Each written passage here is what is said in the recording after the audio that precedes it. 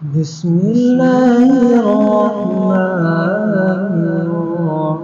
بسم اللہ الرحمن الرحیم۔ ناظرین اکرام، جیسا کہ آپ جانتے ہیں کہ اس سے پہلے ہم ان مسائل کو ڈسکس کر چکے ہیں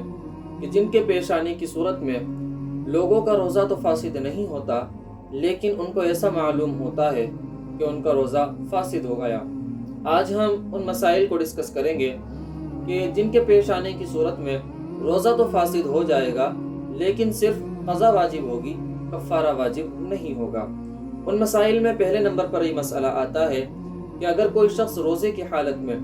اگربتی کا دھواں ناک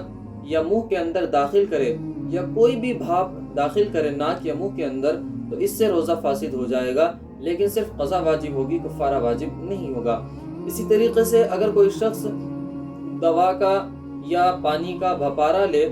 تو اس سے بھی روزہ فاسد ہو جائے گا، اور یہی حکم جو ہے وہ انہیلر کا بھی ہے۔ اسی طریقے سے اگر کوئی شخص جان بوجھ کر قے کرتا ہے، وومیٹنگ، الٹی کرتا ہے، تو اگر اس نے جو جان بوجھ کر وہ الٹی کی ہے، اگر وہ الٹی وومٹ اس کو منہ بھر کر ہوئی ہے، تو اس صورت میں بالاتفاق اس کا روزہ فاسد ہو جائے گا۔ لیکن اگر اس نے جان بوجھ کر الٹی کی اور وہ منہ بھر کر نہیں ہوئی، تو امام محمد رحمۃ اللہ علیہ کے نزدیک روزہ فاسد ہو جائے گا، ٹوٹ جائے گا، اور امام ابو یوسف رحمۃ اللہ علیہ کے نزدیک روزہ نہیں ٹوٹے گا۔ اسی طریقے سے اگر کسی شخص کی نکسیر پھوٹی اور نکسیر کا جو خون ہے وہ ناک سے حلق میں چلا گیا، اس صورت میں بھی روزہ فاسد ہو جائے گا۔ اسی طریقے سے اگر کوئی شخص کلی کرتا ہے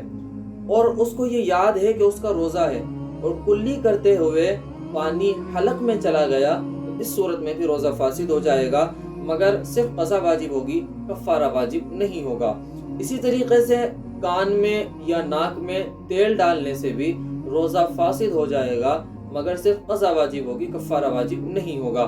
اسی طریقے سے کان یا ناک میں دوا ڈالنے سے بھی صرف روزہ فاسد ہو جائے گا، قضا واجب ہوگی، کفارہ واجب نہیں ہوگا۔ اسی طریقے سے ایک اہم مسئلہ یہ بھی ہے کہ مسوڑوں کا خون وہ حلق میں چلا گیا، روزے کی حالت میں مسوڑوں سے خون نکلا اور وہ حلق میں چلا گیا، تو اس صورت میں بھی روزہ فاسد ہو جائے گا، لیکن صرف قضا واجب ہوگی، کفارہ واجب نہیں ہوگا۔ اسی طریقے سے ایک اہم مسئلہ یہ بھی ہے جو کہ معلوم بھی کیا جاتا ہے کہ ایک شخص نے روزے کی حالت میں اپنی بیوی سے بوس و کنار کیا، اور بوس و کنار کے نتیجے میں اس کو انزال ہو گیا، ڈسچارج ہو گیا، تو اس صورت میں بھی روزہ فاسد ہو جائے گا، لیکن صرف قضا واجب ہوگی، کفارہ واجب نہیں ہوگا۔ اسی طریقے سے ایک اہم مسئلہ یہ بھی ہے جو کہ مجھ سے معلوم بھی کیا گیا ہے کہ احتلام ہوا کسی شخص کو، نائٹ فال ہوا، اور اس کے بعد اس شخص نے یہ سمجھا کہ احتلام کی وجہ سے جو ہے وہ روزہ ٹوٹ جاتا ہے، اور اس نے